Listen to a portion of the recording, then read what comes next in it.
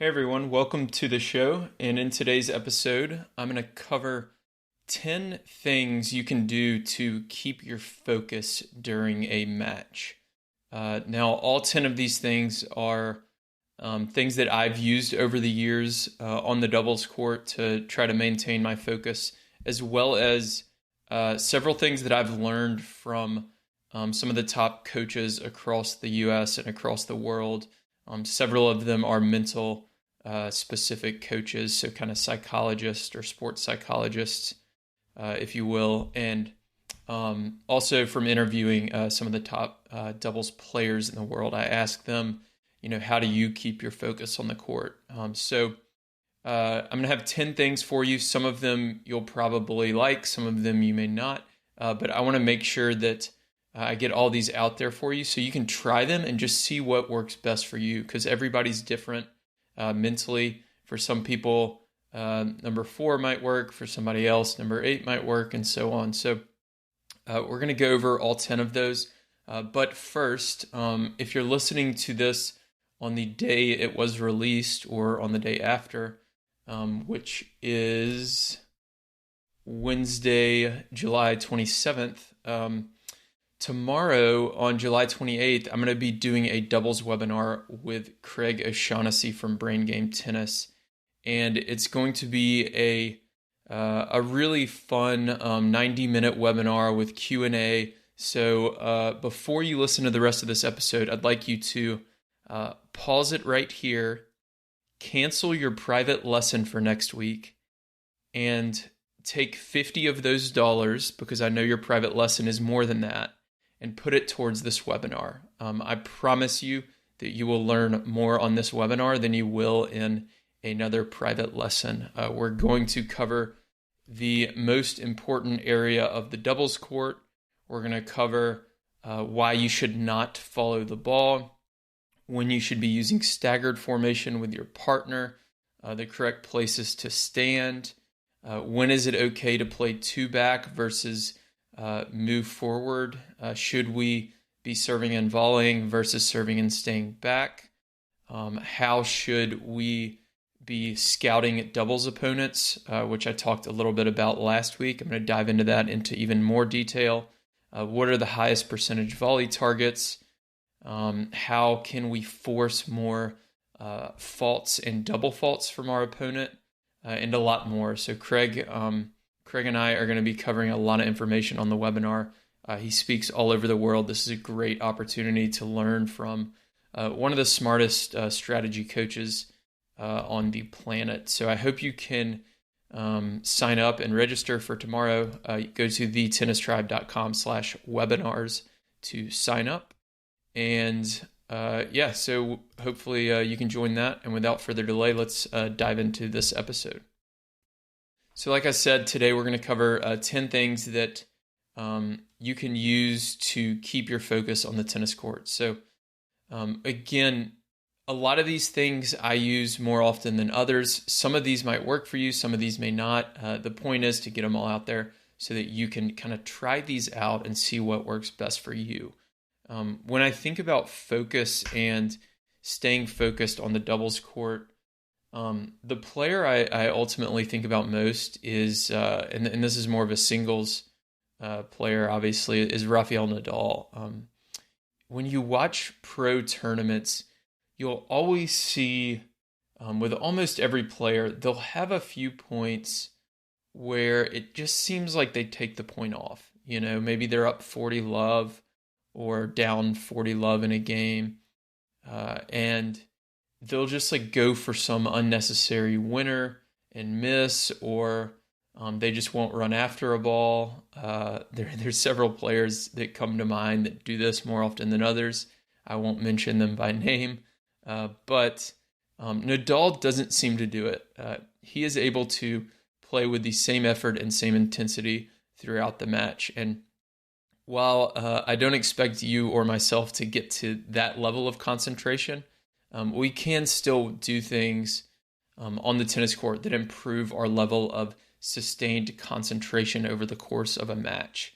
What we're trying to do is get the highest amount of concentration for each point possible. So if we can sustain that concentration throughout a match, it will make us a lot more likely to win. Now, before I dive into the 10 things, another key point here is there really is no substitute for competitive match play. So I personally haven't been playing a lot of competitive matches recently, and then I played in a tournament last week, and the first set got blown out 6-1.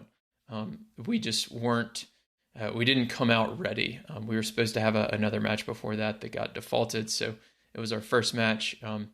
And really to go out there, if you haven't been playing a lot of competitive matches, you kind of have to be forgiving of yourself, because it's hard to sustain that concentration if you haven't been playing competitive matches. So that's one thing to keep in mind as you're going out for your next match. So let's dive into the 10 things. So thing number 1, the first thing I like to do, this is one of my favorites, is really kind of relentlessly focus on the opponent and on strategy. So when I'm on the court, I'm constantly looking for different areas of the court, different weaknesses to exploit on the other side of the net. So I'm studying what are they doing when they get a forehand return, a backhand return, what happens when they have a ground stroke from the center of the court versus out in the doubles alley or even wider. What happens if I hit them a slow slice? How are they moving at the net? So I'm looking at all of these things to figure out where and how should I be hitting the ball, and where and how should I be moving to exploit the opponent's weaknesses and their strategies and tendencies. So focusing on the other side of the net and focusing on strategy can help you stay focused on the match as a whole, and it can help you play better. So that's something that I like to use. Thing number 2, this is something you'll hear from tons of people, breathing. So especially if you get nervous, if you're in kind of a tight moment, breathing can definitely help. I like to use breathing when I get frustrated. So if I miss a shot I should make, or have a mental error where I hit the ball in a certain direction and I know that was not the smart shot, and I get angry with myself, I like to step back to the fence, get some shade, take several deep breaths, and then get back out there and start playing again. Thing number 3 to help you keep focus is focus on the seams of the ball during the point. I think I learned this one from Jeff Greenwald from Fearless Tennis. We'll link to him below in the show notes. But several years ago, I met Jeff when I was helping him and Craig O'Shaughnessy create a good strategy course called Getting Tight that helps players play better under pressure. And I'll link to that as well. But Jeff, I think one of the things he said, I may have learned this somewhere else, I'm not positive, but was focus on the seams of the ball during the point. And that will help you to really focus on the ball and watch the ball all the way to contact or near contact, so that you are less likely to mishit the ball or something like that. So that helps you kind of target your mind on something outside of, I have to win this point, or focusing less on outcomes and focusing on a particular thing on the court. So focusing on the seams of the ball is number 3. So number 4, focusing on footwork and getting in the right position rather than hitting. So this is something from my mental toughness checklist, which is a 3-point checklist that I'll link to in the show notes as well. But something I like to do on the court is really exaggerate my footwork, especially if it's kind of a pressure moment. And that helps me get in the right position. And typically 9 times out of 10, if I'm in the right position to hit the ball, I can hit a good shot. Usually if I hit a bad shot, it's because my footwork was off and I wasn't in the right position. So exaggerating your footwork, taking more steps than you need to, focusing on that can get your mind off the match, or at least the outcome of the match, and get your head into the exact moment and the exact shot that you have, because really that's the only thing that you can control. Number 5 is don't be negative. It's okay to get frustrated for a second, but like I said earlier, what I like to do is breathe a little bit and just let it go, and then get back out to the court, pump yourself up, maybe a fist pump, a little bit of self-talk, let's go, next point, and then kind of bouncing around on your feet to get your energy back up and get a little more positivity. Negativity is something a lot of coaches talk about. I remember when I was a junior, my coaches would always tell me, stop being negative, stop pouting on the court, but they never told me why. And the reason why, which I covered in my How to Win More Tiebreakers podcast episode, we'll link to that in the show notes as well. But the reason why is that negativity and anger narrow your focus. So if you are on the court and you're getting angry and your focus is narrowed, you're focusing only on yourself, then you're not going to be able to do step number 1 that I talked about earlier, which is focusing on the opponent and focusing on strategy. So you may have an opportunity to adjust your strategy and change the course of the match, but you're far less likely to see that if you're getting frustrated and being negative. So don't get negative, and if you do, do it for 3-5 seconds and then let it go, and come up with some system or some pattern you can use to kind of let that negativity go and get a little bit of positivity back for your game. Number 6 is tell your partner exactly what you're going to do on the next point. This is a good one, especially if you're serving. So you might say, we're in the deuce court, I'm going to serve out wide with a slice serve and serve and volley. I'm going to serve down the tee, you poach, I'll cover the line. Tell them exactly what you're going to do on that point, and the more specific you can get, the better, because then from there, you're really focused on strategy, focused on executing a particular shot, and not focused on outcomes. So that's a great tactic. You can also use it with returns. So you can tell your partner if you're about to return, I'm going to take this one down the line, or I'm going to take this one cross court, and get even more specific. I'm going to try to hit this one cross court and kind of deep because they're serving and staying back, or I'm going to hit this through the middle of the court because I'm in the ad court and they have a backhand volley in the middle. And you can tell them, if I get this ball down to their feet, or if I get this ball deep in the court, go ahead and poach and I'll cover the line. So get very specific, tell your partner exactly what you're going to do. Number 7, this is a good one for serving as well. I played a match yesterday and did not do this one and double faulted way too much. But number 7 is slow down, especially in big moments, especially when you're serving. Slow down. I see tons of double faults, including from myself yesterday, where you miss your first serve, you get frustrated, and you just kind of rush the second serve and you double fault. If you're getting frustrated, again, step back, take a few deep breaths, slow down your motion, slow down your breathing, slow down everything. That can always help you kind of reset and refocus. Number 8 is to kind of, this is a good return one that I like to use, kind of bounce up on your feet. You see the pros do this all the time before a return. So I'll do this especially on big points when I'm really focused and when I'm doing a good job. I'll do this before every single return that I have. I'll bounce up on my feet, kind of fist bump, tell myself, this point, let's go, let's get this one. And you're bouncing up and down, for maybe 2, 3, 4, 5 seconds. And then you kind of get into your return position. You get into your ready position. So that kind of gets your footwork going, gets your blood flowing a little bit, and helps you kind of mentally get engaged with this specific return.